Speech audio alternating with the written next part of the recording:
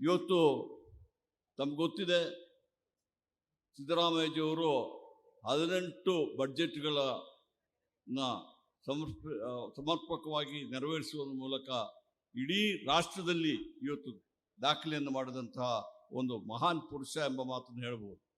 ಬಹುಶಃ ಅವರಿಗೆ ಜನರಿಗೆ ಕೆಲಸ ಮಾಡುವುದೇ ಅವರ ಉದ್ದೇಶ. ಸ್ವಾರ್ಥರಹಿತವಾದ ಒಬ್ಬ ನಾಯಕರು, ಜನಹಿತ ಕಾರ್ಯಕ್ರಮಗಳಿಗೆ ಆದ್ಯತೆಯನ್ನು ಕೊಟ್ಟು ಆ ಜನತೆ ಪ್ರತಿಯೊಬ್ಬರಿಗೂ ಸಮೇತ ಅದು ಜಾತಿ ಧರ್ಮ ಭೇದ ಇಲ್ಲದೆ ಪ್ರತಿಯೊಬ್ಬರ ಒಂದು ಏಳಿಗೆಗಾಗಿ ಇವತ್ತು ಕೆಲಸ ಮಾಡುವಂಥ ಸಿದ್ದರಾಮಯ್ಯಜಿಯವರು ಈಗಾಗಲೇ ತಮ್ಗೆ ಗೊತ್ತಿದೆ ಸಾಕಷ್ಟು ಕಾರ್ಯಕ್ರಮಗಳನ್ನು 2013ರಿಂದ 18ನೇ ತನಕ ಈ ರಾಜ್ಯದ ಮುಖ್ಯಮಂತ್ರಿಯಾಗಿ ಮಾಡಿದರು. ನಾನೆಲ್ಲ ವಿಚಾರ ಹೇಳಲಿಕ್ಕೆ ಹೋಗೋದಿಲ್ಲ, ಯಾಕಂದರೆ ಸಮಯದ ಅಭಾವ ಇದೆ. ಆದರೆ ಎಲ್ಲದಕ್ಕಿಂತ ಮುಖ್ಯವಾಗಿ 5 ಗ್ಯಾರಂಟಿ ಕಾರ್ಯಕ್ರಮಗಳ ಮೂಲಕ ಬಹುಶಃ ಆ ಗ್ಯಾರಂಟಿ ಕಾರ್ಯಕ್ರಮಗಳನ್ನು ಮಾಡಬೇಕಾದ್ರೆ ನಮ್ಮ ರಾಹುಲ್ ಗಾಂಧೀಜಿಯವರು ಭಾರತ ಜೋಡೋ ಯಾತ್ರೆ ಮಾಡಿದರು.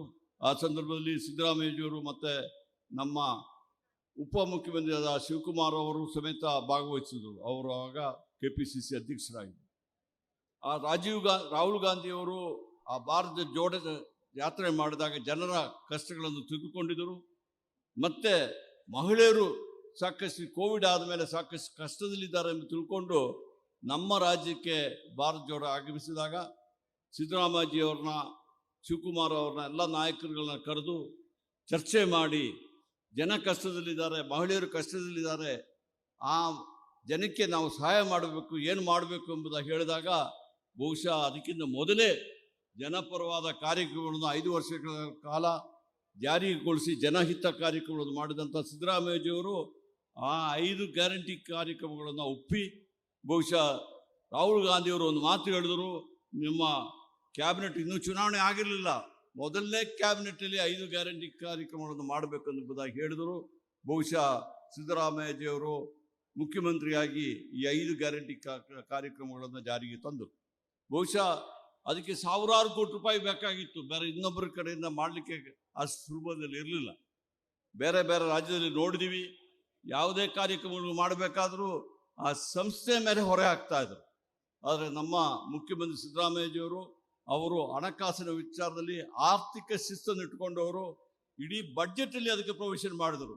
ಉದಾಹರಣೆ, ನನ್ನ ಇಂಧನ ಇಲಾಖೆಯಲ್ಲಿ ಸುಮಾರು 2,64,00,000 ಫಲಾನುಭವಿಗಳಿಗೆ ಇವತ್ತು ನಾವು 200 ಯೂನಿಟ್ ತನಕ ಕರೆಂಟನ್ನು ಫ್ರೀ ಕೊಡ್ತಾ ಇದ್ದೀವಿ. ಸುಮಾರು 10,000 ಕೋಟಿ ರೂಪಾಯಿಗಳು ಬೇಕು. ಬಹುಶಃ ಬೇರೆ ಯಾರಾದರೂ ಮುಖ್ಯಮಂತ್ರಿ ಆಗಿದ್ರೆ ಅದು ನೀವು 10,000 ಕೋಟಿ ರೂಪಾಯಿ ನಿಮ್ಮ ಇಲಾಖೆಯವರೇ ನಿರ್ವಹಿಸಿದ್ದು ಹೇಳಿ ಹೋಗ್ತಾ ಇದ್ರು. ಆದರೆ ಇವತ್ತು 1 ತಿಂಗಳು ಮೊದಲೇ ನಮಗೇನು ಆ ಸಬ್ಸಿಡಿ ಬರಬೇಕು ಅದು ನಮ್ಮ ಇಲಾಖೆಗೆ ಬರುವಂಥ ಕೆಲಸ ಮಾಡಿದ್ದಾರೆ. ಬರೀ ನಮ್ಮ ಇಲಾಖೆ ಅಲ್ಲ,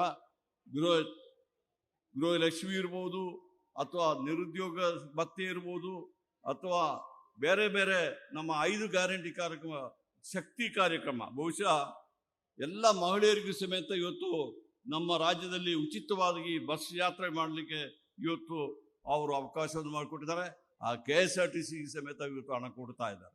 ಇವತ್ತು ಪ್ರತಿಯೊಂದು ಕಾರ್ಯಕ್ರಮಗಳಿಗೂ ಸಮೇತ ಅವರ ಇಲಾಖೆಗಳಿಗೆ ಹೊರೆ ಹೊರಿಸದೆ ಇವತ್ತು ಅದಕ್ಕೆ ಹಣವನ್ನು ಕೊಡುವಂಥ ಕೆಲಸವನ್ನು ಸಿದ್ದರಾಮಯ್ಯಜಿಯವರು ಮಾಡಿದ್ದಾರೆ ಅಂದರೆ ಇದು ಕೆಲವರು ಟೀಕೆ ಮಾಡಿದರು.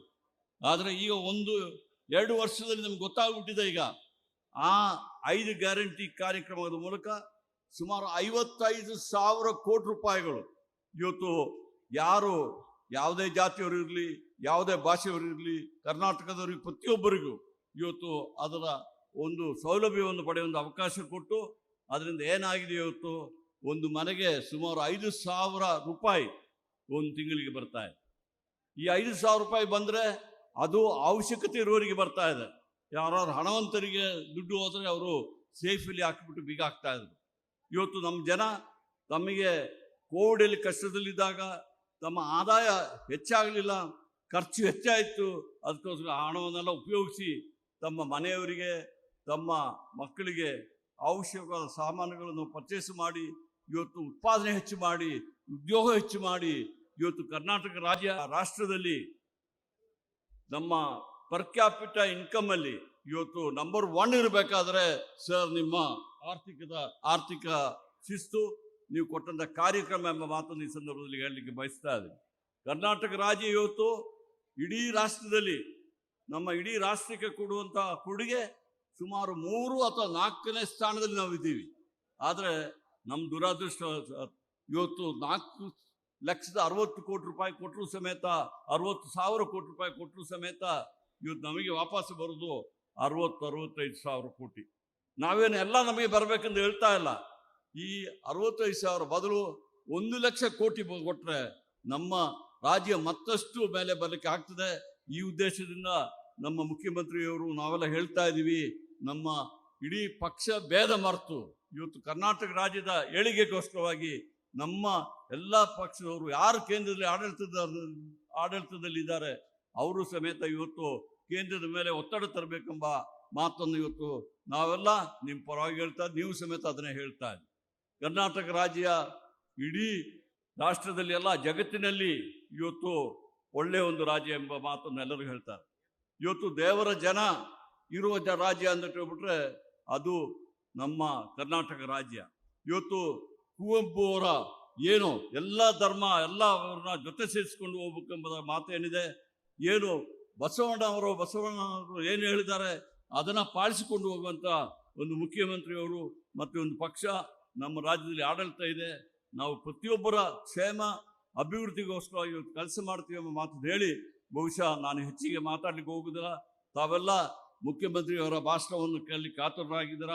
ಎಲ್ಲ ನಮ್ಮ ಜನ, ನಮ್ಮ ನಾಯಕರುಗಳು, ಅದು ಯಾವುದೇ ಪಕ್ಷದಲ್ಲಿರಲಿ, ನಾವೆಲ್ಲ ಕರ್ನಾಟಕದ ಏಳಿಗೆ ಪರವಾಗಿರಬೇಕು, ಕರ್ನಾಟಕ ಜನರ ಪರವಾಗಿರಬೇಕು. ಕರ್ನಾಟಕದ ಏಳಿಗೆ ಆದರೆ ರಾಷ್ಟ್ರದ ಏಳಿಗೆ ಆಗ್ತದೆ ಎಂಬ ಮಾತನ್ನು ಹೇಳಿ ನನಗೆ ಅವಕಾಶ ಮಾಡಿಕೊಟ್ಟ ತಮ್ಮೆಲ್ಲರಿಗೂ ವಂದಿಸಿ ನನ್ನ ಮಾತುಗಳನ್ನು ಮುಗಿಸ್ತೀನಿ. ಜೈ ಹಿಂದ್, ಜೈ ಕರ್ನಾಟಕ.